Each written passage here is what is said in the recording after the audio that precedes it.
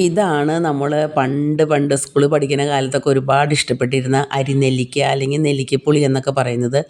അപ്പോൾ ഇന്ന് രാവിലെ എളേപ്പൻ്റെ വീട്ടിൽ നിന്ന് കുറച്ച് പൊട്ടിച്ചെടുത്തു കേട്ടോ. സോൺചേട്ടനാണ് എനിക്ക് പൊട്ടിച്ച് തരുന്നതൊക്കെ. ഇത് താഴെ വീഴാതെ നമ്മൾ നോക്കണം. കൈകൊണ്ട് പൊട്ടിച്ചെടുക്കുകയാണ് ഏറ്റവും നല്ലത്. അല്ലെങ്കിൽ ഇത് പെട്ടെന്ന് തന്നെ അതിൻ്റെ ഉള്ളിലേക്ക് മണ്ണും മണലൊക്കെ കയറാൻ സാധ്യതയുണ്ട്. പൊട്ടിച്ചു കൊണ്ടുവന്ന വശം അങ്ങനെ തന്നെ അതിനെ നന്നായിട്ടൊന്ന് കഴുകുക. അതിന് ശേഷം വെള്ളം വാർന്നു പോകാൻ വേണ്ടി ഞാൻ വെച്ചിരിക്കുകയാണ് കേട്ടോ. ഇതിപ്പോൾ നല്ല കറക്റ്റ് പാകമാണ്, വല്ലാണ്ട് ചള്ളുമല്ല, ഭയങ്കരമായിട്ട് മൂത്തിട്ടില്ല, ഇടത്തരം പാകമാണ്. ഒരു പോണിയിൽ 2-2.5 ഗ്ലാസ് വെള്ളം വെച്ചിട്ടുണ്ട്. അത് ഇത്തിരിശെ തിളയ്ക്കാറായപ്പോൾ 2-3 സ്പൂൺ ഉപ്പ് ചേർത്തിട്ടുണ്ട്. നന്നായിട്ടൊന്ന് ഇളക്കുക. കുറച്ച് വിനാഗിരിയും ചേർത്തിട്ടുണ്ട് കേട്ടോ. അങ്ങനെ ഒരു 1-2 മിനിറ്റ് കഴിഞ്ഞപ്പോഴേക്കും ഞാനത് തീ ഓഫ് ചെയ്തിട്ടു. അത് തണുക്കാനായിട്ട് വെക്കുക.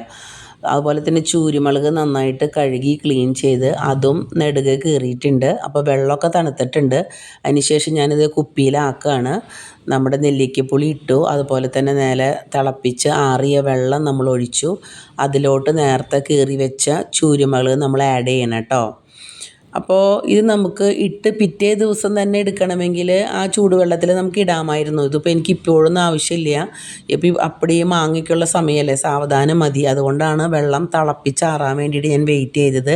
അങ്ങനെ ഇത് ടേസ്റ്റ് ചെയ്ത് നോക്കിയപ്പോൾ ഒരല്പം ഉപ്പും കൂടി ഇട്ടാൽ കൊള്ളാമെന്ന് തോന്നി. അപ്പോൾ അതേ കുറച്ച് ഉപ്പും കൂടി നമ്മൾ ആഡ് ചെയ്തു കേട്ടോ.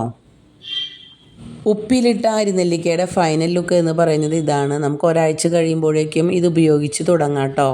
നമുക്കിത് പെട്ടെന്ന് തന്നെ പിറ്റേ ദിവസം തന്നെ എടുക്കണം എന്നുണ്ടെങ്കിൽ ആ വെള്ളം വല്ലാണ്ട് ആറാനായിട്ട് നമ്മൾ വെയിറ്റ് ചെയ്യേണ്ട കാര്യമില്ല. അതിക്ക് മുമ്പേ നമുക്ക് ഇടാം.